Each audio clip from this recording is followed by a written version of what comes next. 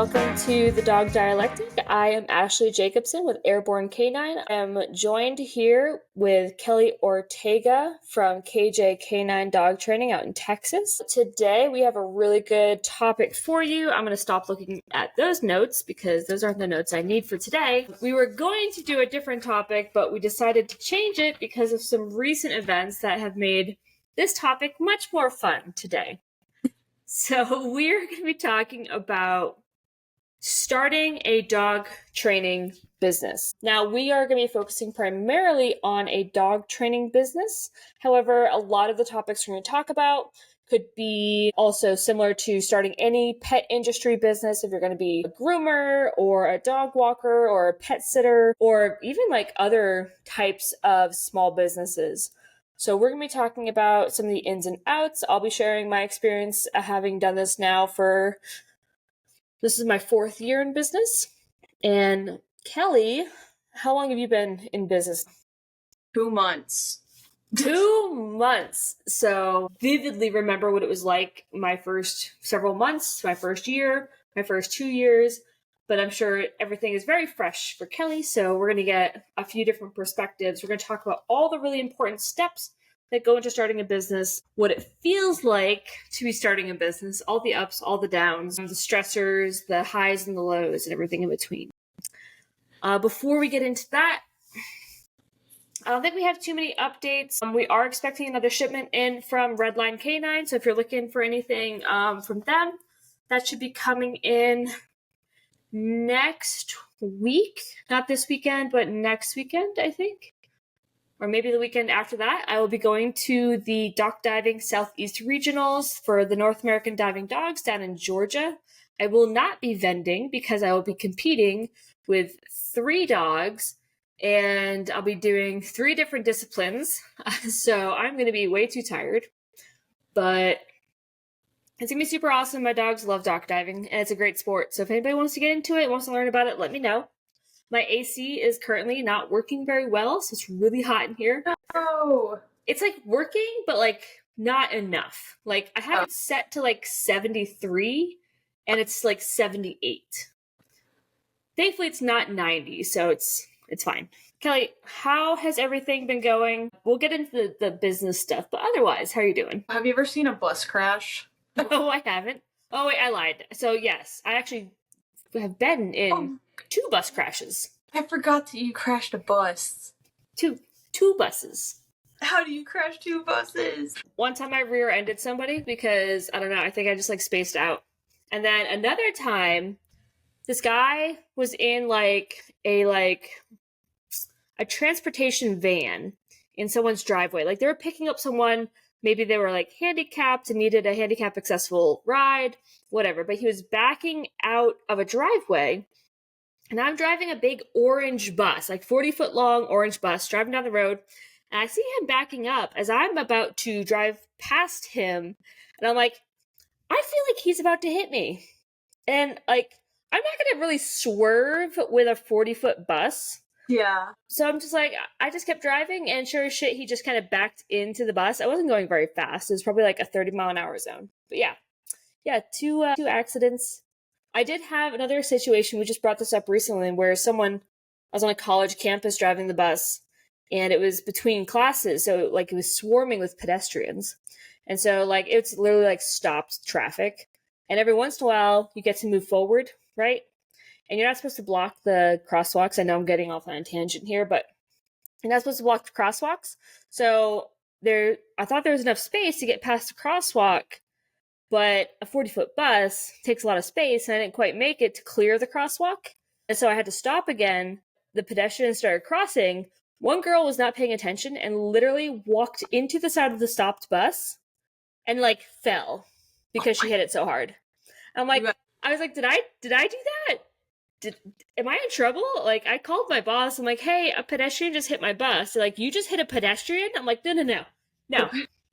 Pedestrian hit, and she was so embarrassed. She didn't. Yeah. Anyways, so tell us more about your crash of a life going on right now.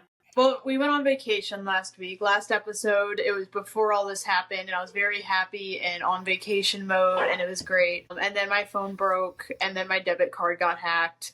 And then Google Business decided that I was a deceptive person when all I post is pictures of dogs and all of my reviews are from clients, and it's like 2 years of reviews, and they deleted my profile. I have like tried to like get back to them, like click the little button thing to appeal it, but you can't talk to anyone at Google. You can't email anyone at Google about this. Like, they don't let you do any of that, and it just keeps saying that I'm waiting, and it's fantastic. So that's where we're at right now. I'm sorry I asked. Okay. And I think someone has our new debit card now too, but we'll find out. Oh, fun. Well, Right. Let's get into today's topic, shall we? All right. So, Kelly, you are 2 months into starting your own business. So, tell us some highlights about your experience so far. I mean, it's like really exciting having something that you own and like getting to create it and be proud of it and things. That's probably the highlight. Yeah. Is that it? I don't know what you want me to elaborate on. I don't know. I haven't had a crazy amount of highlights at the moment, but we are working on it. We're in a little bit of a rough patch, but we are working on it, and I am very passionate about my business. So Yes. It's nice to be passionate about something and be able to love it like it's your child. Okay, so give us, like, how about the broad strokes of what you've gone through so far getting your business up and running? So I created my name and my logo and stuff, and then I did my website, and then I did all of my tax stuff through a separate party because it just gets it all done at once. And yeah, that's honestly, that's basically really it with what I've done, because a lot of my stuff was already set up from Airborne Canine. So, I didn't really have to buy like kennels and things like that. So it's a little bit easier going into it. Mm-hmm. But yeah, mostly just spending a lot of money on being taxes. Yep. Yeah. So the tax stuff that Kelly's talking about, when you first start a business, like, the most important thing is to establish a employer identification number. This is the number you'll need in order to file your taxes. I know you haven't filed taxes yet because you're still in your first year, but the employer identification number is the tax number you need for the government to track you as a tax-paying business entity, essentially. Now, what that also does, it not only allows you to pay taxes on some of the, your income and things like that, but it'll also allow you to, in some cases, begin to sell products. Some companies, that's all that they want from you is your EIN. There are other companies where they're looking for your state reseller number, and that can come in different forms in different states. So, like here in North Carolina, it's called the Secretary of State number. And in order to get your Secretary of State number here, we had to fill out a document or create a document that was called our Articles of Organization or something like that. Basically, it's a document that says that we are a business and, we are declaring ourselves a business entity, essentially. There's a template you can download online. But we had to create this document, sign it, and then send it in to the Secretary of State office. Once they send it back, they send back the approval and say, this is your Secretary of State number. It sounds way more complicated than it actually is. All the tax stuff, I know you paid someone to kind of take care of it for you, but I promise you that it's not as complicated as it sounds. I think getting your EIN number costs like $200. And that's good to go. If it's that much. It might not even be that much. I don't know. Do you know? Do you remember how much it was? Yeah, I think it was about 200. I don't know about North Carolina, but in Texas, you have to have a third party, some sort of qualification person that is also on your EIN thing to file it. Like, I can't off the street just go file it. They have to have like a third person here or something. I don't know like the terms and stuff. But that's what I was told, is they have to have like a third mailing address. So like, even if I didn't buy someone to do it, you have to pay someone to be that third party. So I am skeptical. I don't 100% doubt you. However, you have to be careful when you're doing these things. Like, if you hit Google and you say, hey, how do I file a EIN number, right? There are businesses out there who make their money being like, oh, we'll take care of it for you. I know it sounds scary and complicated. It's tax stuff and federal government and whatever. And if you do it wrong, you're getting penalized and go to jail. So let us take care of it for you so you don't screw it up. And what they're going to say is like, oh, we have to do it for you sometimes, right? They're going to say that to make it feel like you have to do that. But the EIN number is the federal employer identification number. So it's surprising to hear that it would be different in Texas than it would be here in North Carolina. I mean, it might have been something else. Honestly, I don't know anything that I'm talking about when it comes to the tax stuff. There's a reason I paid someone to do it for me. So stuff I say might totally be wrong. But I know like something they were like, you have to have like, I think it's like a certified public accountant person or some kind of certified tax person that is like your middleman between you and the I think I know what you're talking about, and I think I remember that when I did my form, but I think you can just put your own name down for that. At least that's what I did. Okay, because I don't have a CPA. So the CPA would be like your accountant, right? And so basically, who is going to be filing your taxes for you? And I don't like paying people to do stuff that I can do myself. And we're going to talk about filing year-end taxes because it's something you're going to have to learn anyways. And it's not scary. I promise it's not scary. It is so easy. And if you have someone else do your taxes for you, you're probably going to miss out on, whatever you're paying them.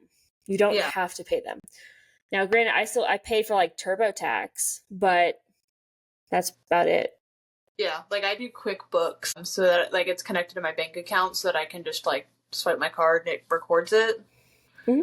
But I don't know. You did say like because I'm in my first year of business, I'm not worried about taxes. Does that mean I'm not worried about quarterly taxes in my first year of business? So, quarterly taxes are really more important if you have employees. Oh, okay. Now, you absolutely can file your taxes quarterly. Don't. I just wait until the end of the year and do it all at once. Okay. Now, that being said, let's start talking about taxes since we're here. Okay. So I know we had this conversation a while ago, and I think I enlightened you a little bit about some of the tax stuff that people misunderstand. So let's talk about tax deductions, and this will be really important to get back to what you were asking. Yeah. So I know I explained to you what tax deductions are. Can you explain how you understand tax deductions? Yeah.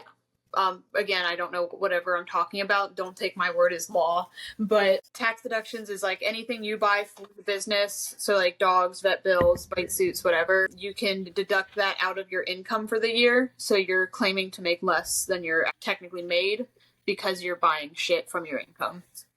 Exactly.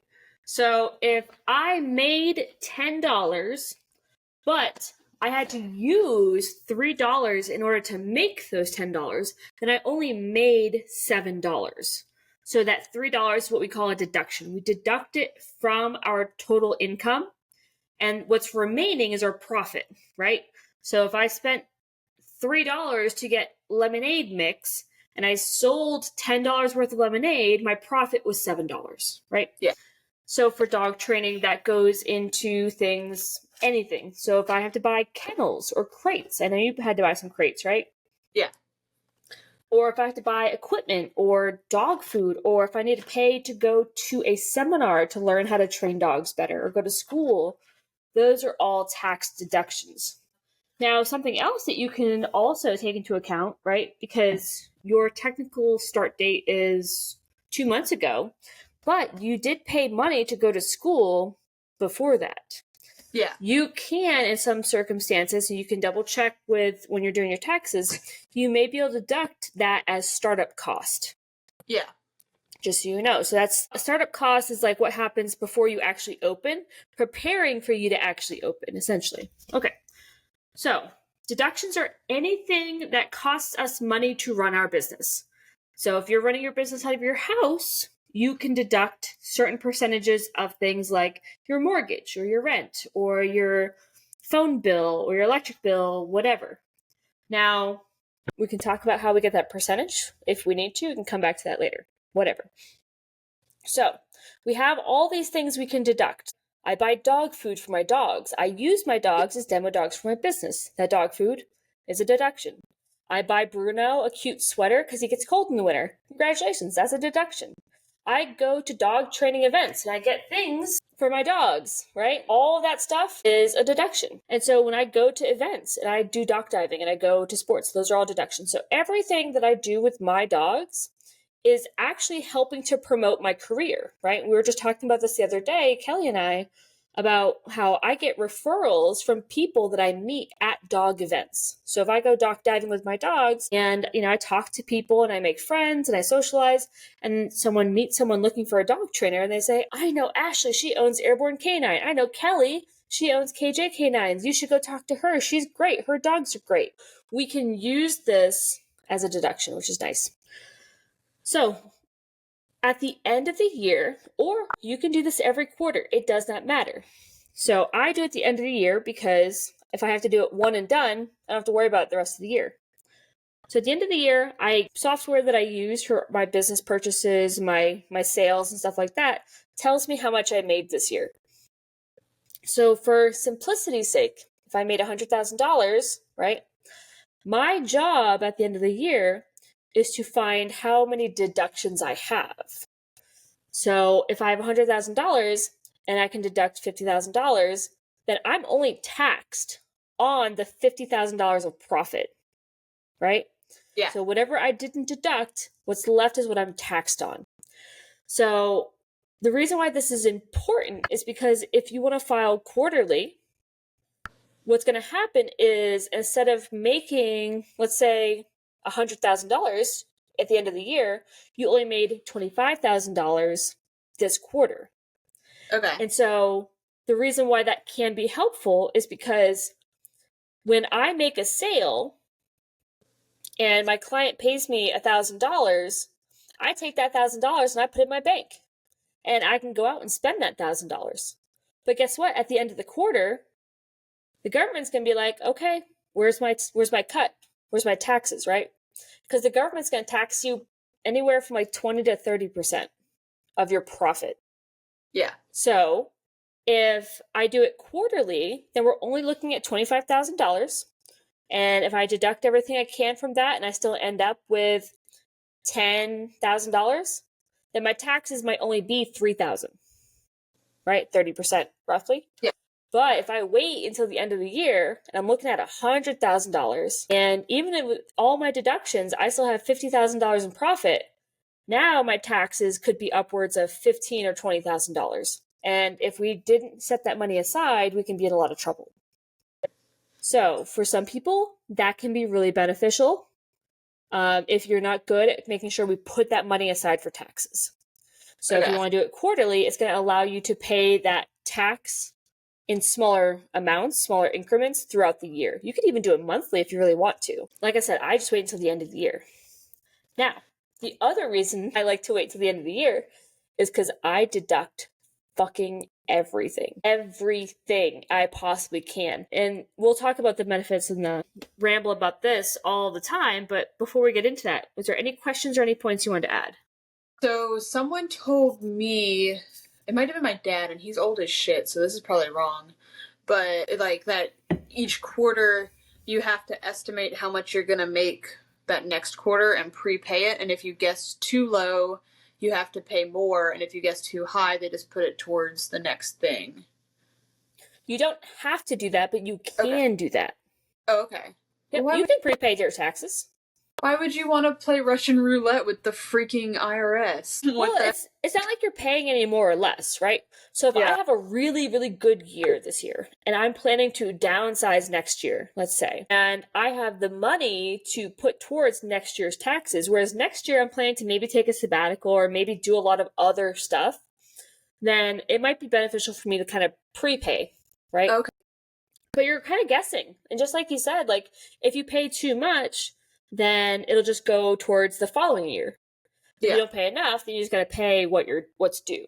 You're not really like getting any benefit out of it unless, you're struggling to make sure you have the money available that the government is requiring when it's,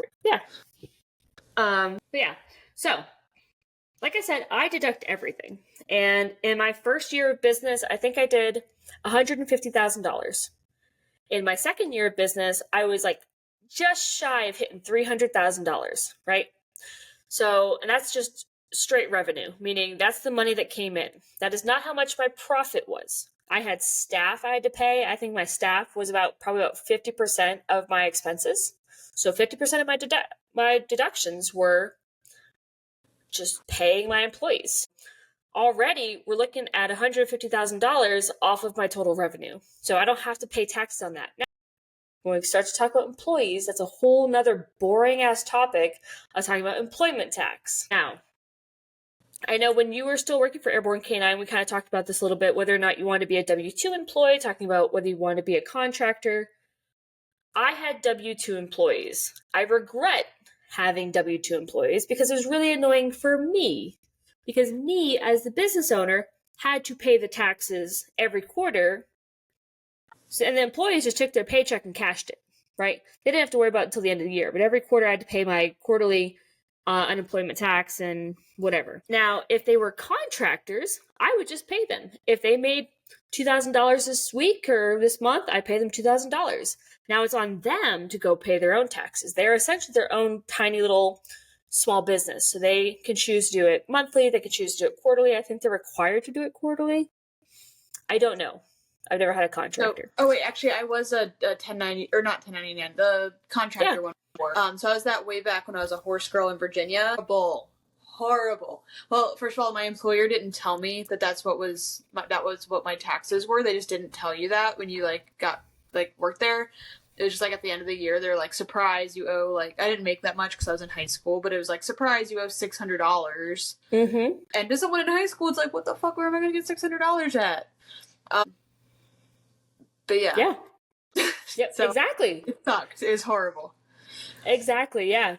And so, at the end of the year, right, you get taxed on all of your profit. So, yes. Like I said, I deduct everything.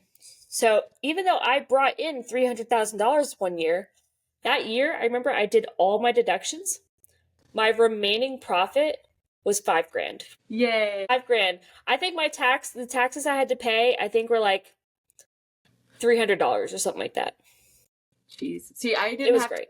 I ended up not having to pay my contractor thing because my mom stole my identity, and the joke's on her. She ended up having to pay it. So, win-win. Oh my God. Life hack for you guys listening. I love it. Okay.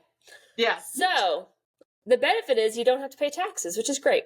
Exactly. There are downsides. So, and this is something for you to think about, right? Starting a business, you ideally want to start your business with at least a 3 to 5 year plan. Meaning, in my first year of business, it's going to be like just putting out fires, right? We know that you are going to be like a rat in a wheel, just running your little butt off, trying to take care of everything, get everything running smoothly. And it's going to feel like that for the whole first year. So you're generally not going to have any huge development plans to accomplish in that first year.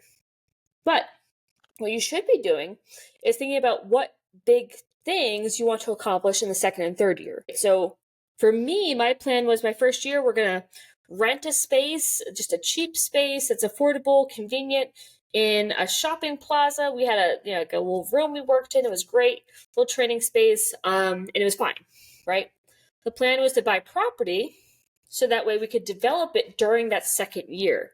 So by the end of the first year, finding a property, purchasing property, several acres, and building our new facility on that property to ideally begin operating out of it by the end of that second year.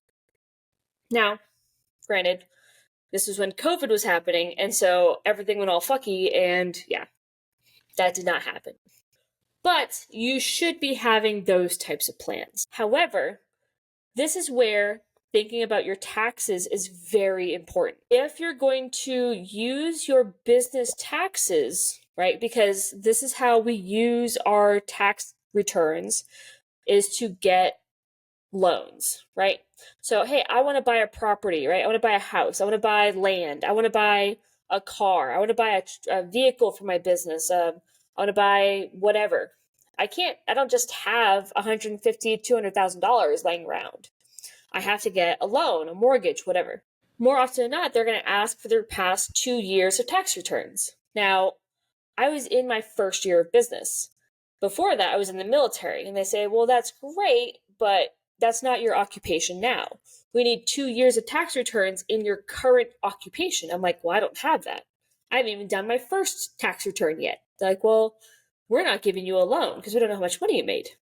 So I'm like, okay, once I have 2 years tax returns, now I'm going to try and buy a property. So I was house hunting, and finally I had my 2 years tax returns, and I said, cool, here are my tax returns. And they look at it, and they look at how much profit I made after all of my deductions. You only made $5,000 last year, and you want to borrow $300,000? No fucking way. I'm like, shit. Right? So when we're doing our taxes, you have to think about the future, because if you have these big purchases you want to do, if you want to buy a house, buy a property, buy land, buy a new vehicle, a truck, a Sprinter van for your vehicle, a dog van, a dog trailer, whatever, dog kennels, who knows, right? And you're doing something that might require a background check, a loan, a finance check, they're going to look at your tax returns. And so if you deduct everything, so you don't have to pay taxes, that's great, but it's going to look like you don't make any money. And no one's going to give you a loan if it doesn't look like you make any money. Now, that being said, I got very lucky, and I'd have no idea how, because I didn't stop deducting all that money. I kept deducting as much as I could because fuck paying taxes. But I really wanted to buy this property that I live in now, and it was almost $400,000 because the housing market went insane during COVID. And they looked, I don't even know if they asked for my tax returns or not, but I remember they asked for my profit loss worksheet, which I didn't know what it was. They're like, oh yeah, just talk to your accountant. They should have it. I'm like, yeah, I'll go talk to my accountant. It's just Medic in his little striped shirt. Yeah, it's just Medic, just eating paper. I'm like, so I just Googled, what is a profit loss worksheet? And there was an Excel download you could do, and you could type in all your stuff and, import all your data. And I just imported all of my earnings, and I just didn't import my deductions. Oh. And then I sent the cover of my worksheet that shows the final values to realtor, the loan people, whoever. They go, oh yeah, you're making a great profit this year. Okay, we'll give you the loan. Isn't that fraud? I got a house. Phone's ringing, it's IRS or something. Come at me. It's fine. I pay my mortgage every month. Hello, taxpayer. They won't even say your name. It'll be hello, taxpayer. Yeah. I pay my mortgage every month. I always, I have plenty of money to go have fun still. I pay all my bills. No one's coming after me. They're still getting their cut. I just paid my property taxes, which was almost $3,000, so. That seems so loose for a bank, because we were trying to buy a house.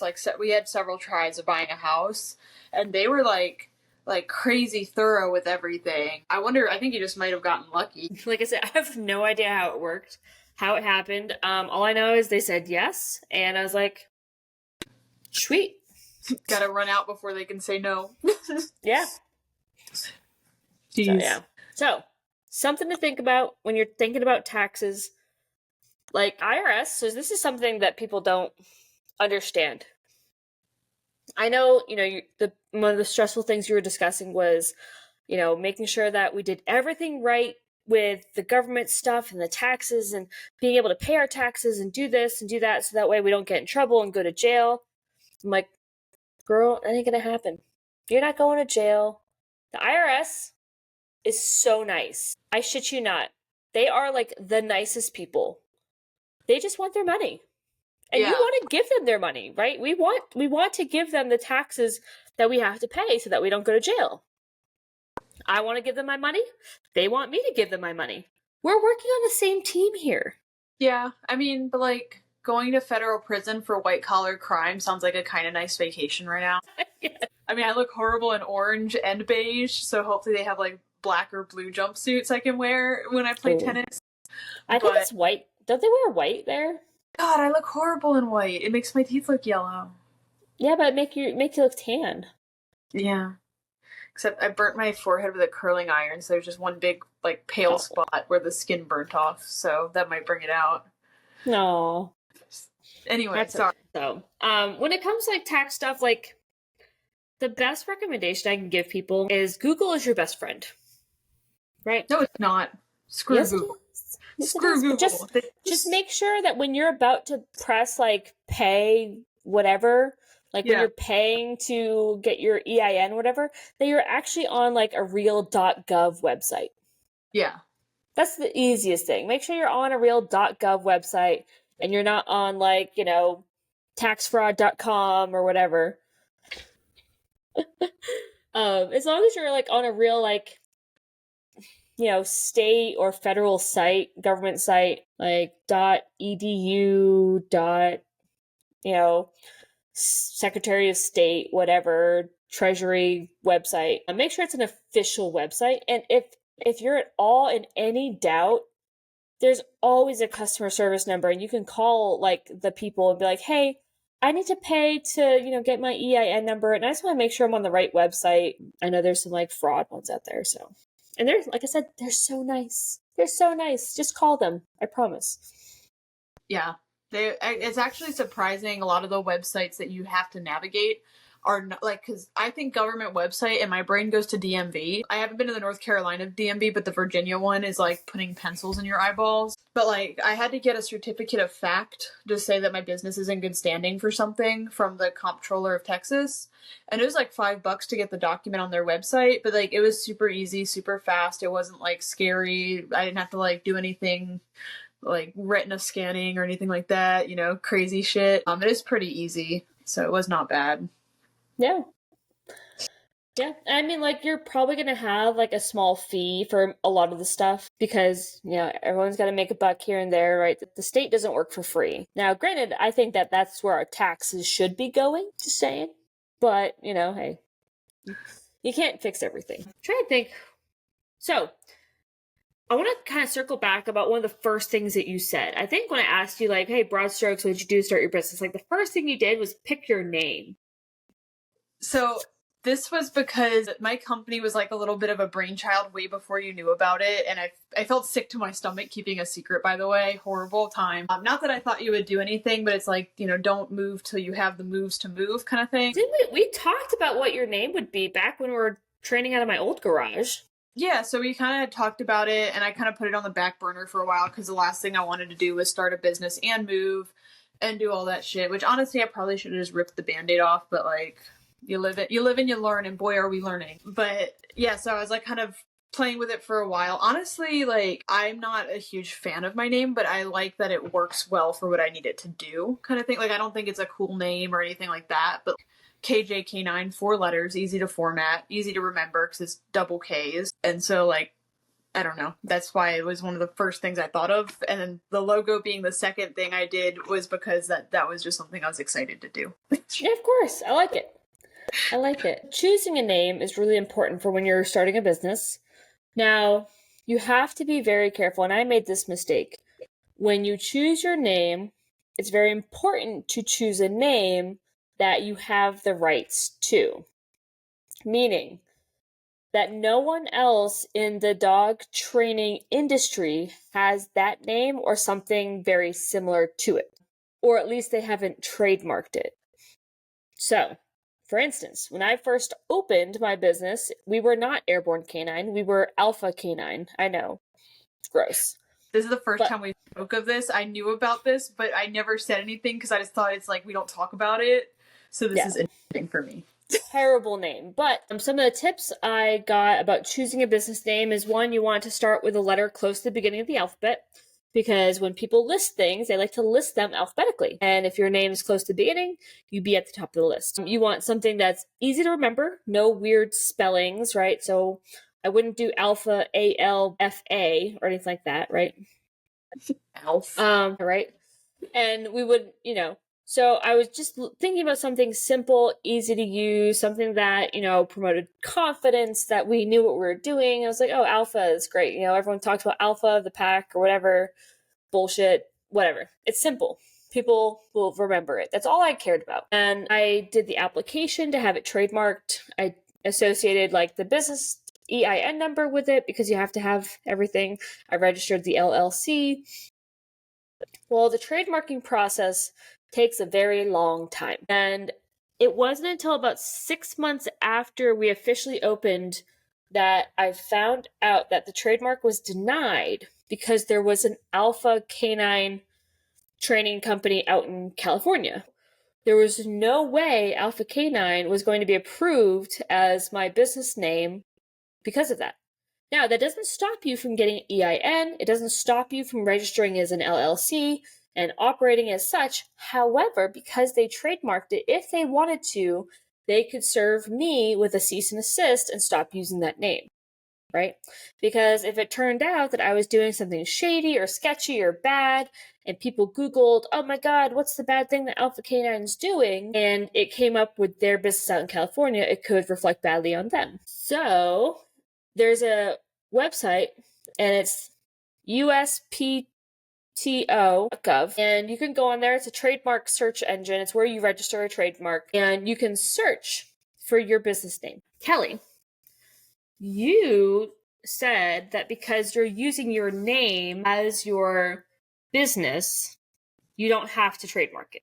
So that's not true. I've gotten clarification on that. It's more, I don't, like, I still need to, I need to trademark it. It's just, less scary than if I was, Alpha Canine. You know what I mean? Because it's, less generic since it is my name. I did already search it up before I even named my business, though, because, gotta be careful. But eventually I will be trademarking. Yes. Well, you should start now. Yeah, because everyone listening to this is going to go file it and be like, $500 for the trademark, bitch. Well, interestingly enough, there's a business around here that I personally do not like very much. It's probably not the one you're thinking of. It's probably a different one. But they have, I know, right? We have several businesses in this area we don't like. But this business specifically has a name, and when you Google it, it comes up with a business in Georgia. Because the business in Georgia has almost the exact same name. But it's a completely unrelated, different business. The one in Georgia has a fantastic reputation, fantastic standing, excellent trainers. And so I decided to go on the trademark website to look up who actually owns the rights to this name. And it is not the company that is here. It's the one that is down in Georgia. And part of me wants to be like, hey, reach out to them. Be like, yo, you should file a cease and desist. But that would be kind of stirring the pot, wouldn't it? Yeah, no, we actually both know someone, I'm not going to obviously name names on here, that did get into hot water online, and the other person with that company name is actually a Tar Heel graduate who has a very successful business in California with the same name. I know the name itself isn't trademarked by anyone, but every ounce of self-control is not DMing that person right now. Mm-hmm. Yep. Oh my God. So yeah, that's the importance of trademarking your name, is that no one can come after you for using it, and you have the rights that if someone else tries to use your name, you can go after them. That being said, I did find out that there is a dog training organization that is called Airborne Canines. Ooh, did we send a cease and desist? No. Their whole thing, I think, is they just do sports stuff, like agility and dock diving. They don't do pet dog training. And I don't think they're a business either. I think they're a club activity. They're a sport team for dogs. Okay. I bet it feels so official though, filing a cease and desist. I probably would only do it if it was a person that I was definitely sketched out by kind of thing. What you're describing, it's no harm, no foul kind of thing. Yeah. But I bet it feels so businessy to do They that. also have been around for a very long time. Yeah, it's they're not gonna fuck with you kind of thing. Well, they've been around for a long time, which means they've been called that for longer than I have. Yeah. So it would feel kind of shitty for me to be like, hey, guess what? You can't use that name anymore, even though you've been this for 20 years. Yeah. So. There's someone that has, so my website is kjk9dt.com, and there is a kjk9.com. The website's under freaking construction, not even an actual live website, which makes me mad. And it's someone who's got I think they don't think they have their business anymore, but they're just hanging on to that website, and it makes me upset. But I don't want to reach out to them because then it's going to be $1,000 for this website. Well, did you see if they actually do own the domain still?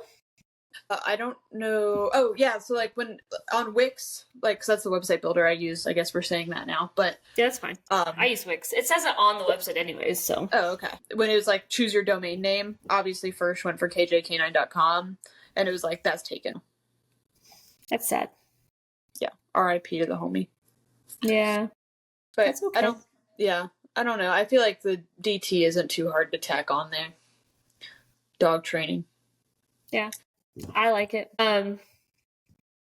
Okay, so there's all of that. So when you choose your name, choose it wisely. Tips and tricks. Like I said, try to pick something near the beginning of the alphabet. Don't do any weird spellings. Don't do any weird, like, I don't know. Don't be too esoteric, right? Keep things simple so that people can remember you and find you. People don't remember URLs, they remember your name, and then they Google you to find the URL. So, yeah. And I know when I picked my name, one thing I thought about a lot, because I'm a very like visual designy person, I like doing like the ads and stuff, was that formatting with the logo. Like I wanted mine to be even on both sides because I like the symmetry, and then I could put my logo in the middle. I will say the downside, and I knew going into this when I picked K9, but I felt like it was worth it to have the alliteration of KJ K9, is that when people read K9 they think like police dogs. So that's why like my logo has like the little dog training at the bottom. You know what I mean? Mm-hmm. And I think your car says dog training on it too, right? It's like Airborne and dog training. Yeah. So that is like the one downside of using the K9, but I know that's more popular than just dog training. So I do actually have I have similar issue or a type of issue where people won't contact me because they think that we only train police dogs. Yeah. But we don't train police dogs. Yeah. But I mean, like your car literally looks like a police car, to be fair. Right. So yes. So the reason I did that was get people to actually look at it. Because, right, when you see a police car, you go, oh, shit, it's Popo. Oh, that is smart. Right? It draws your attention to it, even if it's just so that you have to slow down, right? Because I don't like it when people drive like assholes around me. And so, like, when they see it, like, they pay more attention to it, they look at it, and then, like, ideally they should look twice and go, wait a second, that's not a cop car. That says Airborne K9. Yeah. And then they continue to speed off like assholes, so it's fine. I will say the downside. So I recently put my phone number on my car, as you saw. I sent you a little picture of it. It looked great. Yeah, on my iPad because again, don't have a phone. But I made that in my Cricut, by the way. I did that by myself. I'm just very proud of that. But I like the downside of having my contact information on the back of my car is like now I can't drive like an asshole because people are gonna be that chick from KJ K9 cut me off in traffic on Facebook, because my area is very petty on Facebook, and they will take pictures of your car and be like, this person cut me off, and post it. And now I'm like, now I have to be careful. I mean, I do get a lot of comments from people who'll be like, oh yeah, I've seen your car before. You were driving really fast. I'm like, yeah, yes, that's me. Or you'll get the people who call you while you're driving. I literally have had people like next to me at a stoplight. My phone rings, I answer it, I'm like, Airborne K9. And they go, look to your left. And like waving out the window, I'm like, hi, can I help you with something? Yeah, we want dog training. I'm like, that's great. Go to the website, airbornek9.com. That's when you pretend you're at the office or something and it's someone else answering the phone. Well, they literally look and see me go, Airborne K9, how can I help you? I saw someone, their company's called Master of Puppies, and it's in like the Metallica font, and it's so cool. Oh, I love that so much. I know, it's so cool. That's so smart. Oh my god. I'm going to like immediately after this go and like review and just be like 5 stars. 5 stars. 5 stars. I've never even been there, but I love your name. They've been all over my social media. I don't know how you don't see it. Because I know you're on the same like dog pages. Yeah, I don't know. Okay, so Kelly, your business is up and running and you're taking on clients. Let's start talking about the hard part of business ownership. Yes, so my business is up and walking, crawling even. It's definitely tough for sure. Like not even like the stress level like we talked about with like the taxes and things, like that's a whole different level of stress. There's a different level of frustration of starting the company, because there is like, and I knew this when I moved down here with Airborne K9 Texas, there's a period where you don't have clients, right? You're new, no one knows you. And even though you can say that in your little head, you don't freaking listen to that. And that's why we have so many phone calls where I'm like, Ashley, please tell me I'm crazy. But it's definitely like very frustrating, and it can be a little bit discouraging when it is something you are so passionate about. You just poured, $1,000+ into it, and you're not getting business yet. And it's like, you're good at your job, you love your job, you're passionate, and you're still having no clients. And especially like what I'm dealing with this right now, I'm just gonna be like completely honest on here. Like, there's dog training, bigger companies in my area that are like, we have too many dogs, we're hiring trainers. And seeing that on top of like, I'm not getting any calls, defeating, like just defeat right there. So it definitely is very rough, at least in the beginning for me. And I'm drawing back to on Airborne Canine Texas, because right when business was picking up was when I was like, KJ Canine, and kind of like stuck myself back down in the dirt like an idiot. So, it takes a little bit to build it up, but the business does come. Yeah, I don't know if that's the answer you wanted. That's the answer. No, basically, yeah. Well, I wanted to hear all the, horrible things that you're experiencing so we can talk about them and bring them into a more realistic light to hopefully help you feel a little bit less stressed about them, and to help prepare people who might be thinking about taking this route for what they're going to experience and what it actually is. Yeah. So I know you said that, hey, there's these other companies in the area and they're posting that we have so many clients and we're hiring new people and, oh my God, we're so big and successful, right? Yeah. But I want you to think about this, right? You said something earlier. I don't know if it was before we got on the podcast, or I think it might have been when you were talking about, this event that you were supposed to be going to. But your internet presence, right? Your social media posts and all the stuff that you're posting that you do and all the content that you're creating, you look like a big company. Yeah. Right? Yeah. So think about that. Think about the way that you look. If I didn't know you and I saw you, I'd go, man, this person's really successful. They're doing all these great things. Now, don't forget, just because a company is posting all this shit that they have, oh, we have so many clients, we're so successful, everyone loves us, that everyone's coming to us, and we can hardly handle this inflow of clients, it's not always true, right? Yeah. Maybe they're hiring, or maybe they're just saying they're hiring to get more clients, right? So keep that in mind. I think, we're looking at a season where everyone's going to be slowing down. We're a little bit slow compared to what we were maybe a few months ago. A couple months ago, we were like super busy, and we're going to slow down a little bit. And that's really common, really normal. And it happens. It sucks that you're kind of like really new and fledgling, and now we're going into a slow season. Yeah.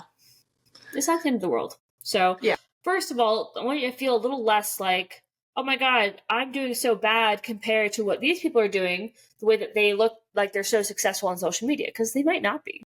Yeah, and I mean, it's nothing that I didn't expect to come, but you can still like expect stuff to happen and it still sucks. You know what I mean? Yeah. Especially on the day-to-day where it's like, cool, I cleaned the house. Now what? Yeah, I've already posted on Facebook 6 times. Now what? You know what I mean?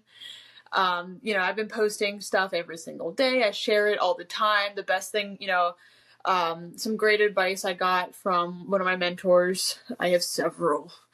It takes several people to mentor me, but I have a different person for each emergency that is not an actual emergency. It's just my brain. But he told me that if you have a lot of time, leverage your time. If you have a lot of money, you use your money to buy time. And so that's kind of what I'm doing right now, is I'm trying to leverage my time. I'm trying to post. As you said, I just got invited to an event. I don't know if you want to talk anything about that. It's not great for me, but like, I'm trying to help people. I'm doing a free group class right now, stuff like that, to try to like kind of just get my name out there. And honestly, I did see a pretty good thing with the free group class. So I also think it's important to decide which social media are you going to bust your butt on, because and the main 3 I'm thinking of right now is TikTok, Instagram, Facebook, because they're all like, the formatting for all of them is like beneficial for each app. It's not the same across really. Videos on Facebook, you have to hit play a lot of times to get them to run. Meanwhile, Instagram, you don't have to. TikTok, you don't have to, stuff like that. So I mainly am focusing on Facebook because most of my clientele is going to be older people. Older people tend to be more on Facebook. TikTok's like younger kids and stuff that don't really have dogs or dog training money kind of things. So I'm kind of like really focusing on Facebook. So I want to really grow my Facebook audience, because the bigger your audience is on Facebook, your followers, whatever it's called, the more it's going to share to other people that might like it too, like their friends of friends.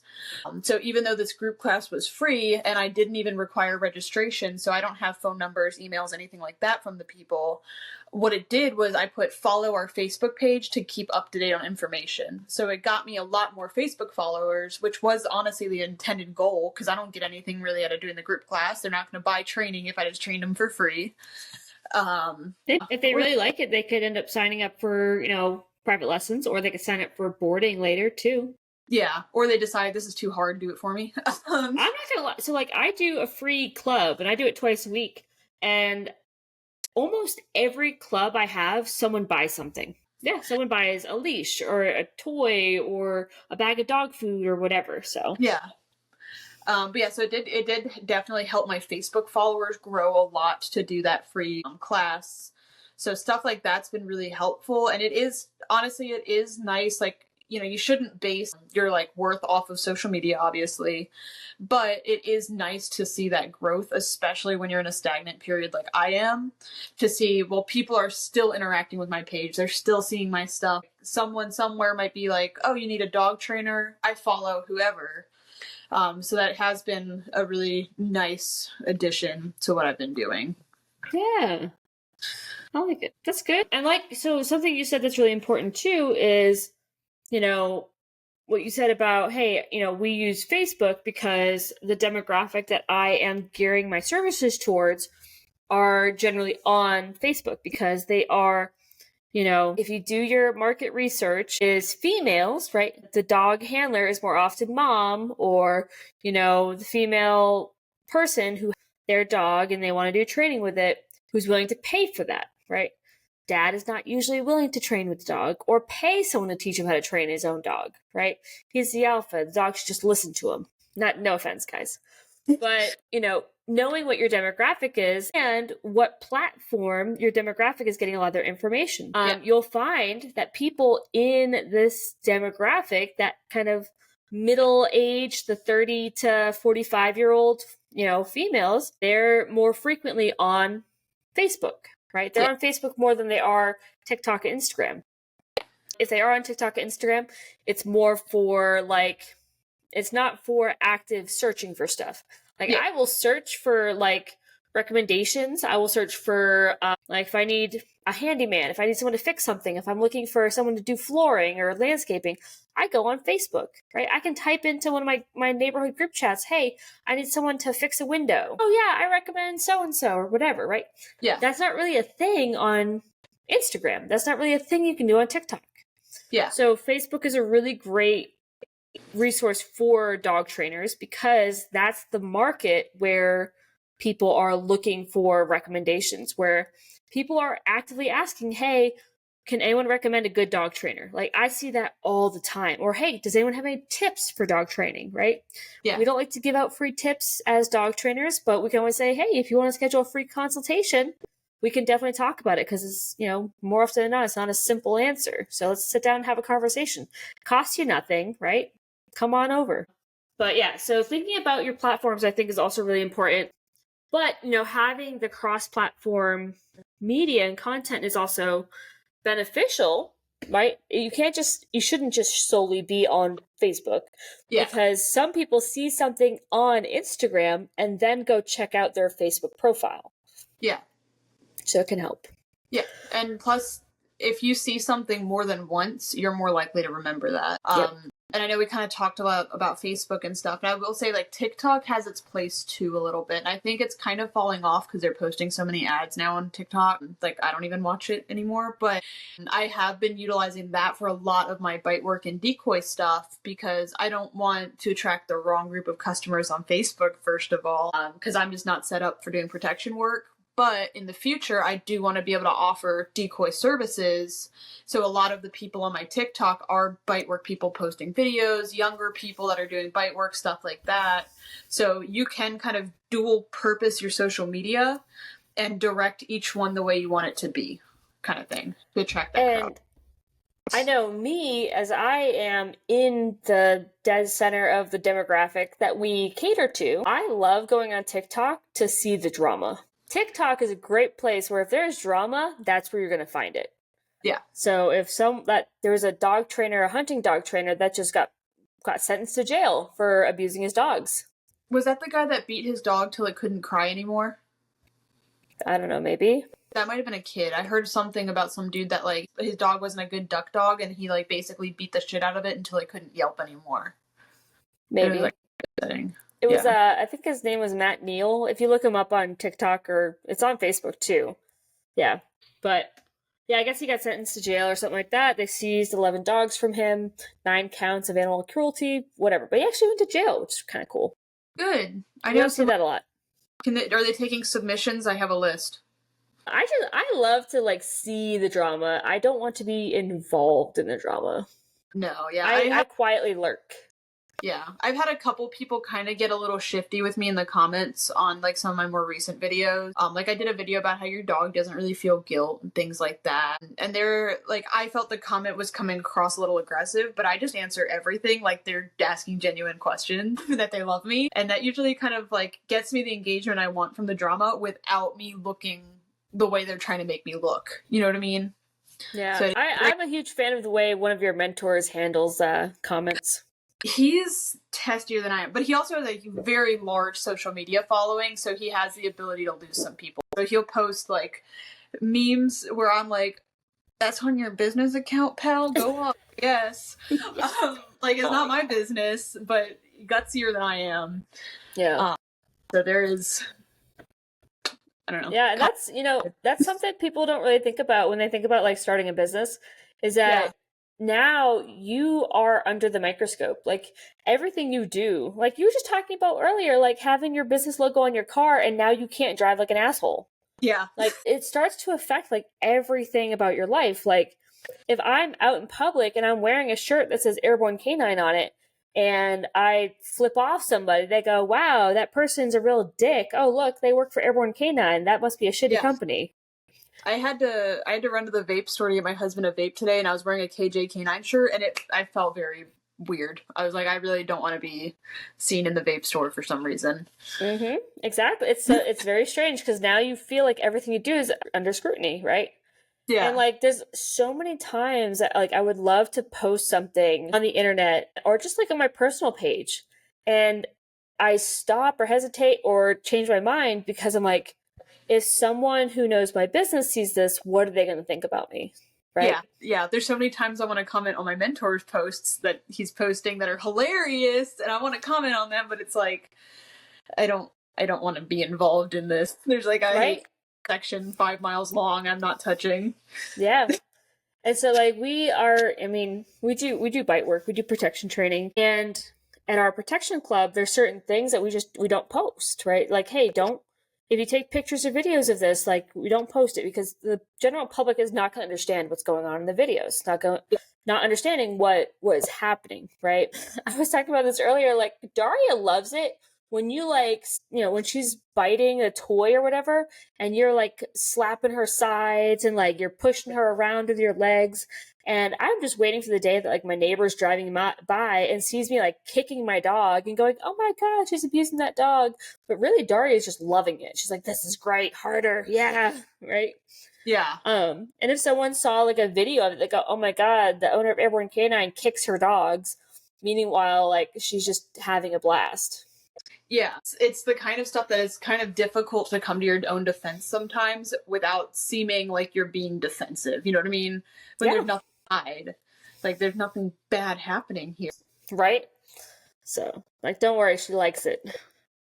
That's why I like the way he responds to stuff, because it's so, like, oh, my favorite passive aggressive / like Sarcastic. I love it. My favorite quote ever, and I think I was in the video, but it was, "The beatings will continue until morale improves." And I was like, I think about that every day. I swear I think about it every day.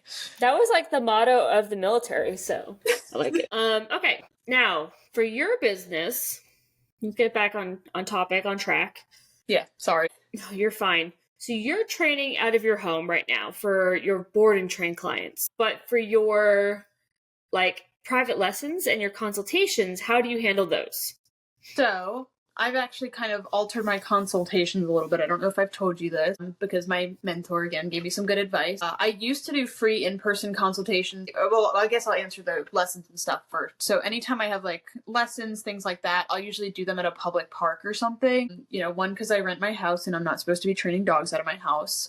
They were even iffy to let me have my 2 dogs here. Wait till they find out that there's many. Yep. But, and it's also like, it's a duplex too, so it's like very obvious. So I'll typically do it in a public place. Also, I'm not a huge fan of just having strangers in my house right now. Like, that's just not something I'm super into. And then my consultations, so the way I do those is the phone consultation's completely free.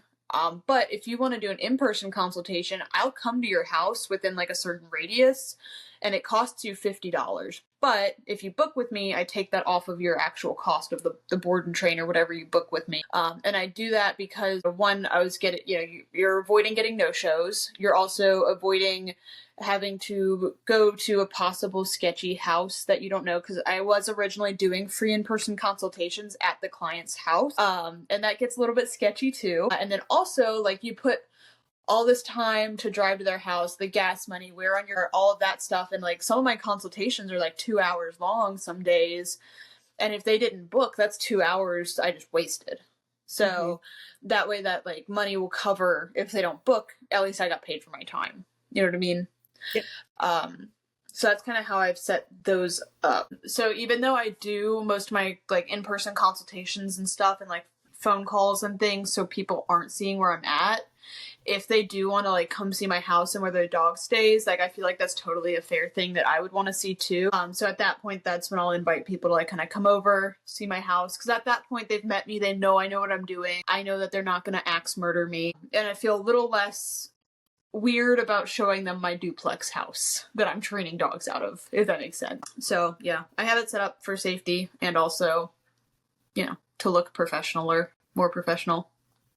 I don't know. So we were talking about this the other day about like you feel like you're competing with these huge like dog training companies that have these big facilities and huge properties, and they have dozens of employees and kennel techs and kennel staff and, you know, offices and whatever, and you feel like you're competing with them. Take it. Does he have the stuffed animal? He has a different stuffed animal. Oh, T. Come here. Is it the moose? It's the moose. Take it. Come here. Take it. Come here. You know I'm gonna take it from you. Come here. Take it. Come here. Come here. Give me it. Up. Come here. Take it up. Hey. No nuts. Out. It's because he knows it's Bros. He's like, I'm gonna destroy all of Bros stuff. That boy. Okay, we're talking about like how, you know, it can feel to be like, hey, I'm just this person who's just training dogs out of my house. I'm just getting started. I don't have the funds or the resources to have this big facility. How can I compete with these people? But, you know, it's all about how you present it to your potential clients, right? How is it beneficial to have someone train your dog in a home environment versus in a training facility that's more of a sterile like environment, right? They might have like a training room with nothing in it, just 4 walls and a floor that's just training space for them. Or they're in a kennel run with like 50 other dogs around them. That's not, you know, it doesn't replicate what their dog is dealing with on a daily basis necessarily. So you can really highlight, hey, your dog is going to train in a living room that has a couch and a TV, just like you guys have at your house, right? Yeah. Yeah, and that is something I do also kind of use to my advantage, because I obviously like don't want to take on 1 million dogs or anything. So I like make it very clear that I keep the training group small. I think I do a max of I try to do a max of 3, but absolute max is 4 dogs. So I kind of try to like sell it that way. I sell it as like And one of the big companies around here, like, they constantly post videos of they just throw all the dogs outside together. Like the training dog. Yeah. I'm like, who's buying this shit? That's terrifying. It is terrifying. So I kind of try to like market a lot of the safety measures I go through, and I was trained by you, so my safety measures are like above and beyond crazy. You know, separate water bowls, separate food food things, like separate everything. And like, you know, I sanitize the kennels in between the dogs, things like that. So I do try to kind of push that up a lot too.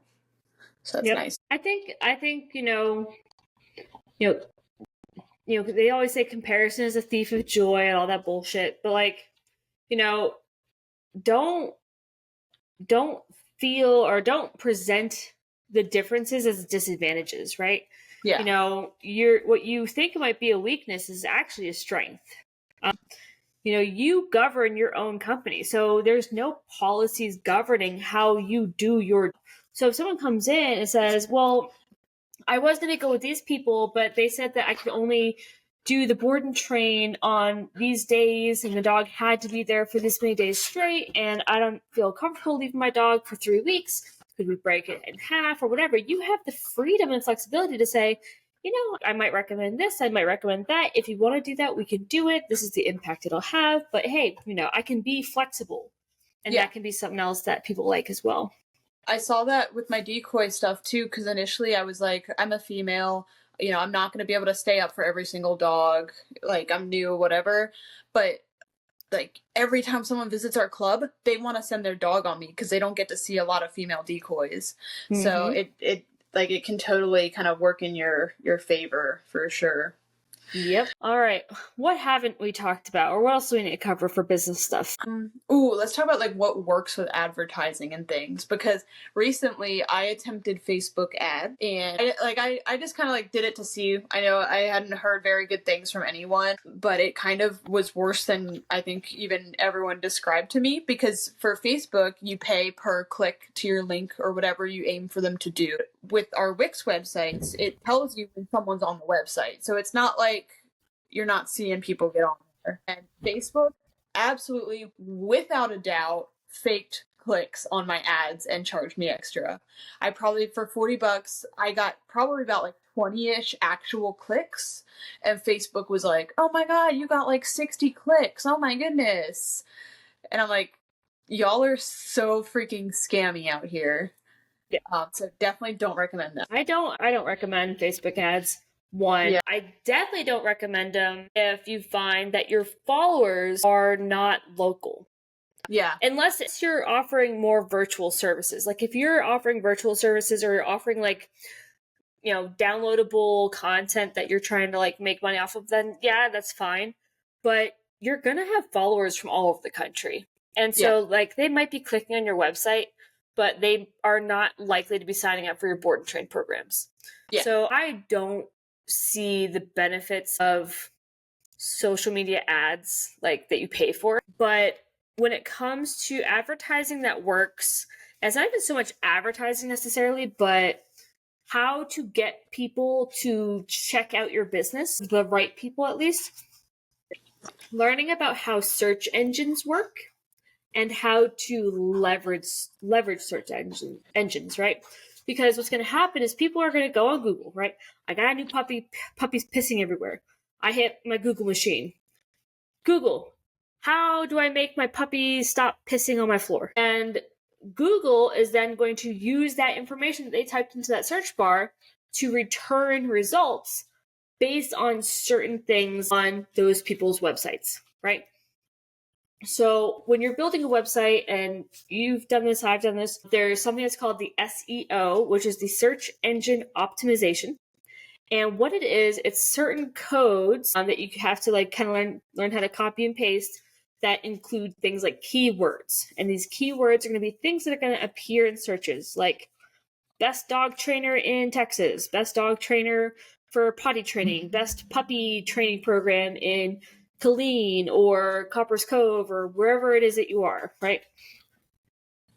And creating a whole list of these words and keywords that are going to direct people who are searching for those things to your website. And so that is going to pay much further dividends in the long run than paying for some type of, boost my ad, boost my post on Facebook, because Facebook's just trying to make money. And there's no guarantee that any of those people are local to you. And there's an even worse one, which I heard about the other day, and I was like, you paid for it? Apparently some of the Facebook groups charge like a fee to advertise in them. And one of my friends here that's like newer to the area was like, yeah, I spent $25 and they let me post this. And I was like, if you would have texted me, I could have sent you like a list of places that I advertise in for free. Like, don't fall for that shit. You know what I do? I just fucking post my advertising in groups, and if they deny it or delete it or whatever because they don't allow it in their group, okay, that's fine. And the worst thing that happens is they kick me out of that group. That's fine. Yeah. Because that way I don't keep accidentally posting in it. That's what I've been doing too. And like, there's someone that keeps like, because they'll tell you why they disapproved it. They're like, please continue to edit and bump the same post. And I'm like, no, you are one of many. No. Yeah. So I was recommended to use Google local service ads. So that's different than Google ads. I can't give a review on them because as I was trying to set up my account, Google said denied on existence. Which it does definitely double suck because I keep getting calls from Google local service ads trying to sell me ads when I literally can't do that right now. Because they deleted my account. It was so bad that I called them back and was like, can you help me? And they said no. But I hear a lot of good things from them because they'll put like that's how you get the Google business verified thing, or like Google, like they're like giving you a check mark of like you're a real thing, whatever. The answer is it's a $sign. But I do hear good things about them. And you can also, don't forget, add your business to like, well, you don't have like a real location necessarily, but if you have an actual location, like I put my house as my business address, I get listed on Apple Maps, Google Maps, Waze, Yelp, Angie's List, Nextdoor, like all of these, like where, TripAdvisor, I'm listed on all of those. So that way when someone does go on Google and Google's dog training in Sanford, and it comes up with Airborne Canine, my business page, it comes up with Airborne Canine on Facebook, it comes up with Airborne Canine on Instagram, it comes up with Airborne Canine on TripAdvisor, it comes up with Airborne Canine on Yelp, it comes up with Airborne Canine on all of these different sites, right? One, it's bumping my competition off of that front page, because I'm taking up all of the front page of Google, but also it's showing like, hey, I'm a real business. Not only am I real, I have a real location where you can come and see it. No offense, Kelly. Where you don't have your location listed, sometimes that can be a little bit weird, right? Like you said, like it's if a client wants to come see where their dog is going to be staying, that's a very legitimate, hey, I want to know where my dog is going to be, right? Yeah. So even in their initial search, if that information is not available to them, that could be a turnoff. But I totally get the whole like not wanting people to come to your house thing. It's mainly because I'm renting, honestly, and I'm just trying not to get kicked out of my house. Yeah, makes total sense. Yeah. And I will say, going back to the SEO stuff, because, like, I don't think anyone truly understands SEO, to be honest. Because, like, I still don't really understand it, and, like, every time I try to, like, I'll copy paste the templates. Like, I was so desperate that I was on ChatGPT going, explain this to me like I'm 5. I love it. No one has an answer. No one has an answer. So, like, the SEO is definitely really frustrating, and I'm almost, like, I feel like I'm almost at the point where I'm thinking about, like, possibly looking for, like, the Wix SEO help people that, like, you do end up having to pay for them, but if they're gonna put my website out there better than I am, it may be worth it. Maybe. Like, I would say we can schedule a time where you and I do a screen share, and we talk about business best practice. Sorry, Medic's trying to steal the toy again. I could hear him licking himself, by the way. If y'all were hearing weird things in the background of Ashley's audio, that was definitely Medic licking himself. He wasn't licking himself. He was drinking water, okay? Oh, okay. Well, either way, it sounded very wet and yucky. He's desperately trying to get this toy.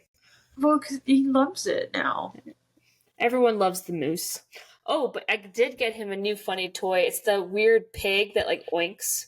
Oh my god, like the Walmart ones that goes like, Fucking loves it. I got it for him at the last, the Battle of the Breeds, the Teamworks Dock Diving Battle of the Breeds event. Yeah. And he did really good, so I got him a toy. Aw. And I gave it to him to hold on to as a pacifier during the awards ceremony. He's attached to it. And the whole time during the awards ceremony, he was just like, and he would like squeeze it out. No. Bad dog. He would squeeze it intentionally to make it really loud. And he would squeeze it to like make it go like while they're trying to like do the awards. I'm so sorry. Like that's better than him going the whole time. So well, when I made him out it and I wouldn't let him bite it, and he would sit there and go, "She's like." I haven't seen him that excited even for like a decoy. All the confirmation people are just clutching their pearls. Yes. It's so fun having the two different, like, it's not even two different worlds, because I have a lot of friends that do both, but like the difference, and you do both too, but like the difference is just so crazy. Like the difference, and like they're both great. I'm not trying to say one's not, but it's very, very interesting different crowds. Oh yeah, Medic got his retriever title this weekend. So the new AKC Fetch program has 4 levels. It's novice, intermediate, advanced, and retriever. So I now have a Dutch retriever. That's what I wanted to comment on your post, but I wasn't sure if it would be gotten. I liked it. That's fine. You should have. But he did great. But they're always so funny when they see Medic doing his thing. I think I was wearing my Tar Heel Canine shirt too. And so like they thought, for some reason they got the idea that he's like a police dog.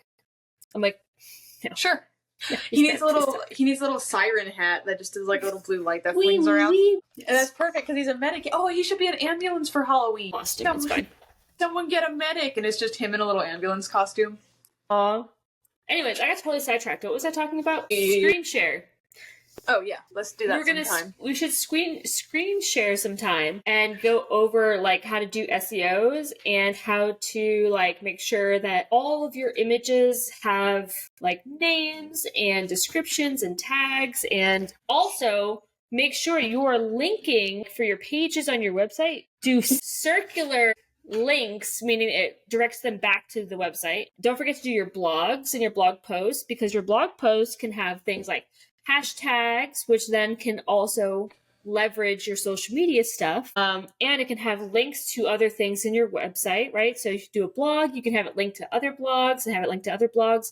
Because honestly, the most visited page on my website is a blog post I did in the first few months of business about dirty dogs. Yeah. And the cool thing is, like, because I know that blog post is the most popular page on my website, I can go back in that blog post and edit it and insert things like links and products and hashtags and references. And again, those circular links that are going to bring it back to the website. And so because I know so many people are interested in potty training and dirty dogs and whatever, I could do like a digital piece of content that people could purchase. So, hey, I read the blog, but I still have a lot of questions.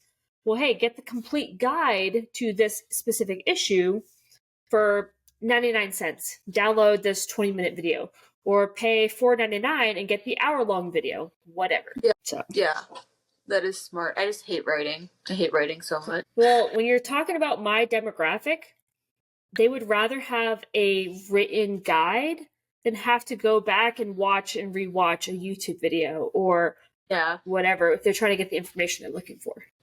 Yeah. GPT. No, I'm just... Yeah, but, so like we're at club, and my club director, who he was, he's in the older generation, not saying he's old, but he's, up there. Before, the internet was really big, before like everyone had a computer. Like I think he was in school doing his, doctorate degree, which I don't think he ever finished it, but he was doing a doctoral program and, writing his papers or whatever before we had like the internet. We had to go to the library and type things up, whatever. So when the artificial intelligence comes out and has all these like AI writing tools like ChatGPT and stuff like that, he wanted to try it out and see like how good is it. And so he asked ChatGPT to write a biography about him and his dog, Fire. And, ChatGPT does its best to kind of Google search, like, who is this guy? What does he do?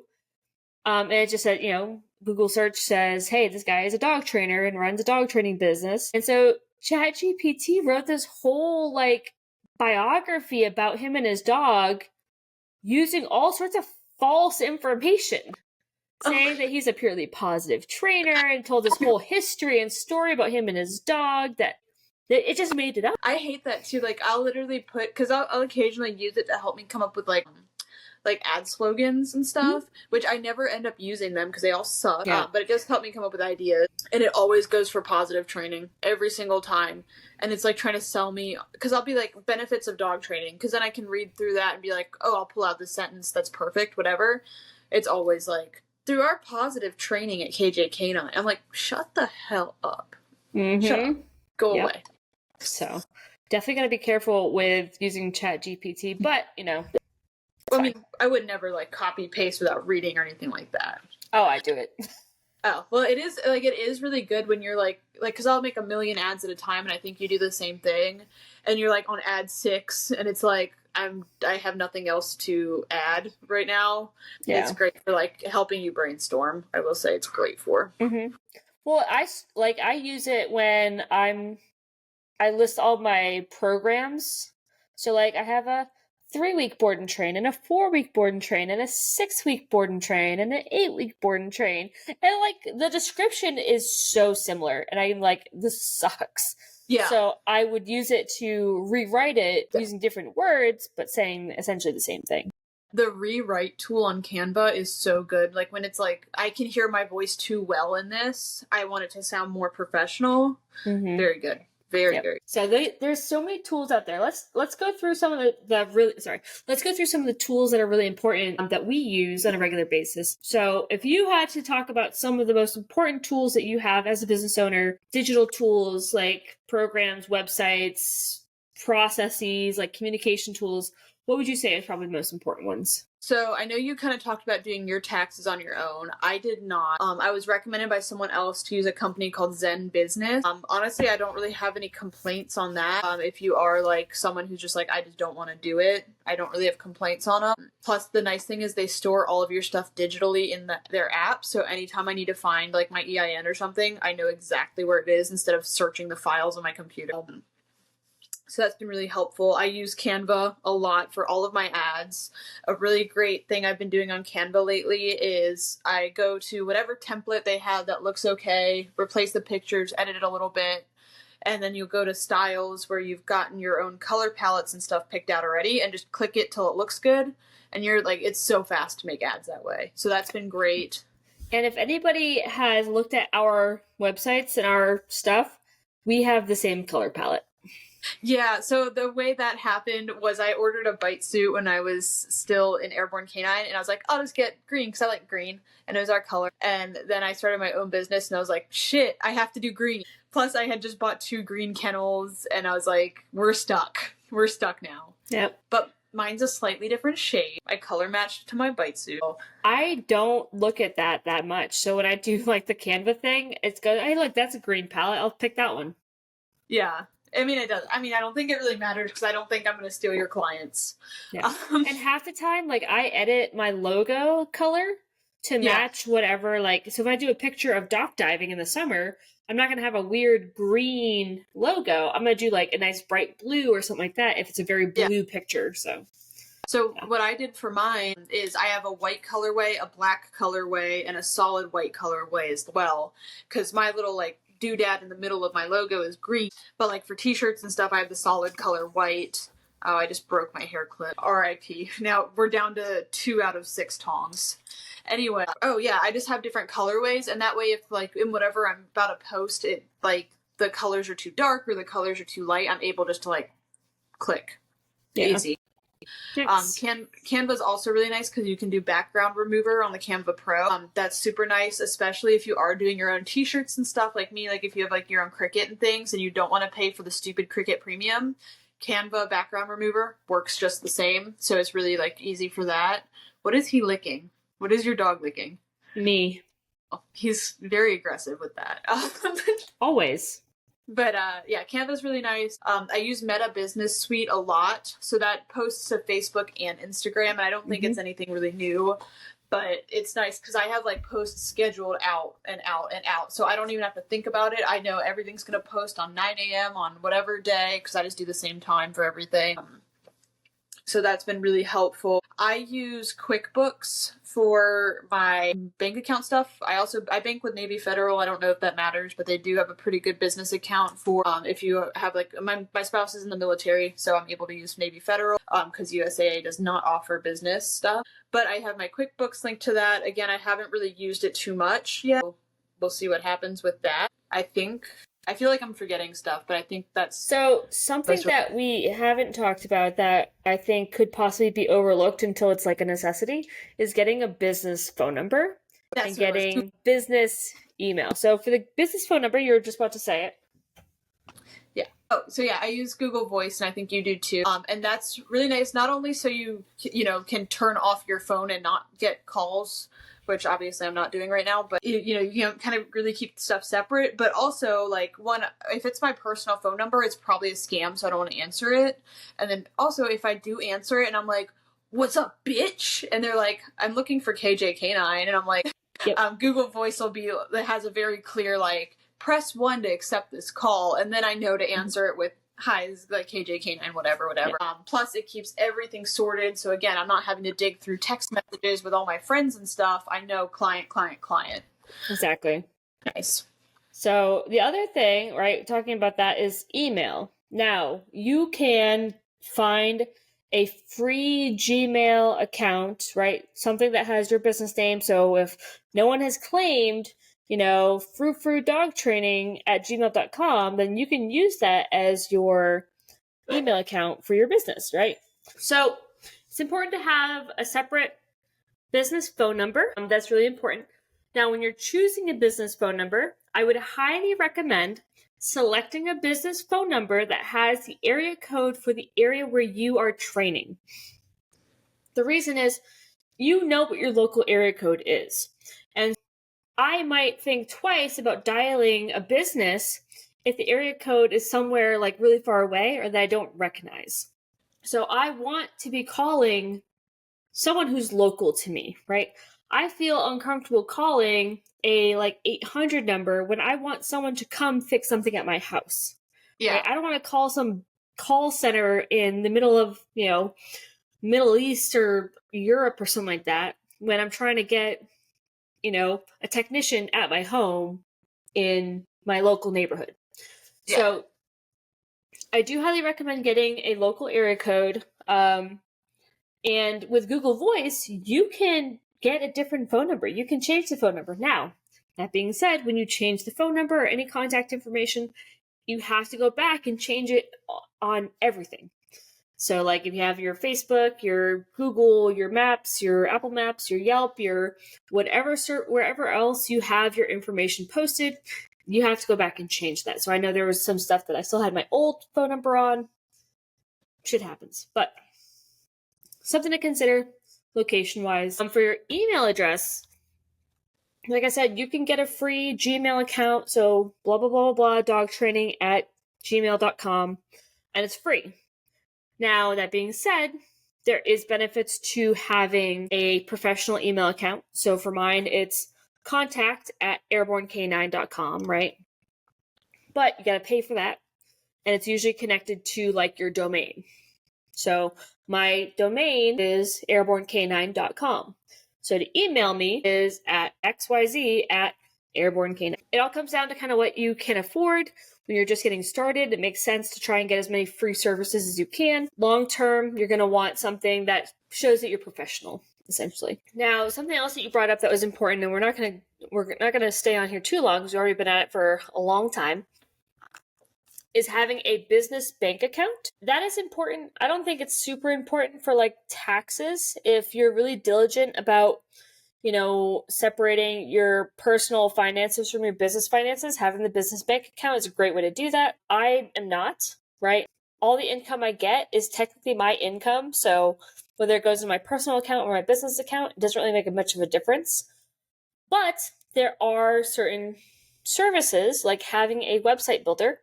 So on my website, I sell products. And so if I sell something and you pay X amount of money, my website program, Wix, requires that I have a business bank account. Otherwise, they won't give me my money, which I think is so stupid. I think it's nice too, especially if you have like a shared bank account with someone. So like I'm married, and so it's difficult if my money went into the same account as my husband's money. Plus, especially with a business, you're spending a lot and it looks really bad to the average person. It kind of freaks them out a little, like, oh my god, you just dropped $900 on kennels. What was that for? You know what I mean? So having that separate business bank account to just kind of do what you got to do can be really beneficial. That's a very unhealthy concern to have. You know that, right? Well, no, like, that's not an unhealthy concern. So my husband's in the military, so his check gets deposited. I don't want to, especially at this point where, like, my business is losing a lot of money right now, I don't want to be thinking I'm better, like, I'm doing better than I am. You know what I mean? And trying to, like, overspend, right? Oh, I have this much in my savings. I can buy all this shit I don't need. You know what I mean? That's still a very unhealthy mindset. I'm not trying to be unhealthy. I'm trying to be practical and easy and not think about things. So you should always be keeping track of how much money you're making versus what you're spending, regardless of how much money you have in savings. Well, we do. That's what I'm saying. I'm not saying we don't keep track of that. It's just easier to separate things in my brain that way. Yeah, I know. It can look a certain way. Like, don't get me wrong. Like, I have accounts that have a lot of money in them for savings or investments and stuff like that. And to see that and think I can spend that money would be good. I always, am keeping track of how much I'm making per month versus my expenses each month. But another service we just mentioned that you need to think about is your website builder and how you are planning to process payment. So being able to accept as many different forms of payment is really important, so that way if someone's like, well, I want to buy your services, but I'd want to put it on my credit card, and you don't have a way to take credit cards because you're doing all of your payments through like Venmo or something like that, that might potentially lose you that client, right? That being said, any program that offers credit card processing is going to take a chunk, right? So they take like 1% or 3% or something like that, which doesn't sound like a lot, but it is. But you're also taxing that onto your tax percentages too of shit you're paying outward from that. So that does go towards like your deduction, right? So you deduct that in the long run, but don't bank on those deductions, right? They don't always, live up to the benefits that you're expecting out of them. Yeah. Just kind of keeping that in mind, right? I might need that extra 3% this month. Yeah. So thinking about like what programs do you want to use now, a lot of programs you can bundle, right? So like I might have a program where I can do, like my program, I can do my scheduling, I can do my consultation forms, I can do all of my selling my products, I can do all my advertising, I can do all my transactions, I can do that all through one program. And that really helps because that way you're not paying for multiple subscriptions or multiple programs to do everything. Now, granted, they're probably going to pay you extra, they're probably going to charge you extra for each additional service that you require, but you're going to have to pay for it somewhere. So it can be beneficial to find a system or a program that does everything. There's a lot of different programs to choose from out there. It's just finding the one that is most convenient for you, that's most user-friendly, like if you're using a Square or Squarespace or Wix or GoDaddy or whatever program you're using, I would definitely say find one that does everything you need to do, because it gets very complicated when you have one program for scheduling and another program for your website and another program for your credit card processing and another program for your bookkeeping. I'm trying to think what else. That might be about it. But we did talk about Canva. It's a great resource. I use it all the time also. Get a business page on Facebook. Don't just make it a personal page. Like, get an actual business page. It doesn't cost you anything to do that. Get a business account on Instagram. Get a business, like any of those social media apps where you can have a business page. Make it a business page.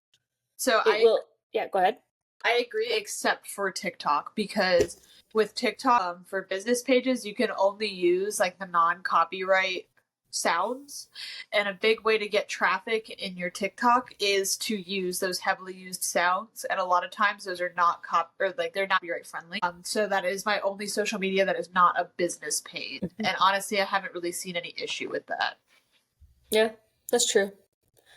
So cool. I don't know, did I miss anything else? I don't think so. Cool, man. I think that's everything I got. We got a busy couple months coming up, trials and events and all sorts of crazy stuff. So if you want to know where we're going to be or fun things to do in the eastern, southeast area, feel free to hit me up, shoot me a message, give me a call. I'm going to be there. A lot of PSA trials coming up, a lot of dock diving events coming up. Teamworks dock diving, I think next weekend. Nationals the weekend after that regionals for dock diving. This year, Airborne K9 will be at the PSA Nationals and at PSA Worlds, plus several of the PSA trials coming up, plus East Coast regionals, plus the Midwest regionals. Where is Nationals at? I don't know.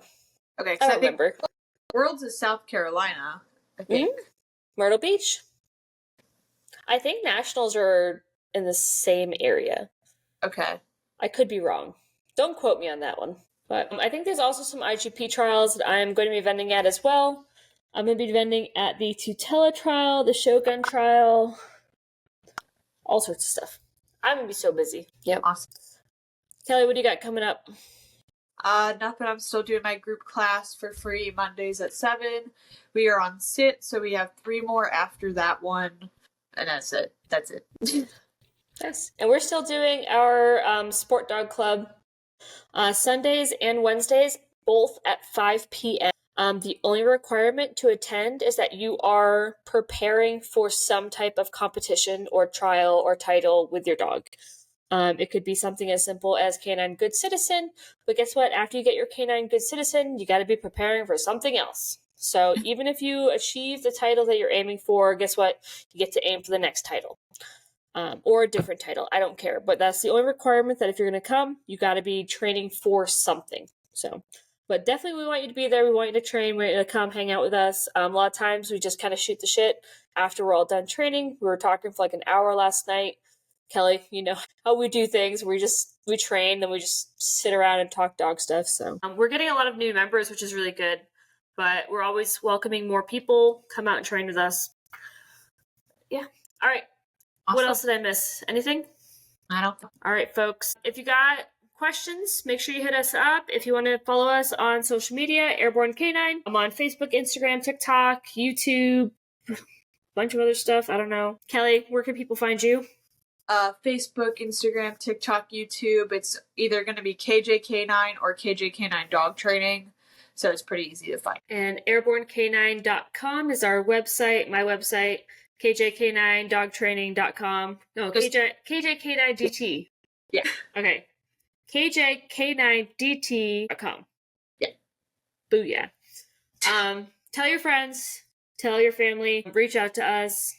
Whatever you want to do, we do it all. So come hang out. It's a good time. And have fun. Go out, go train your dog, and enjoy your day with your dog.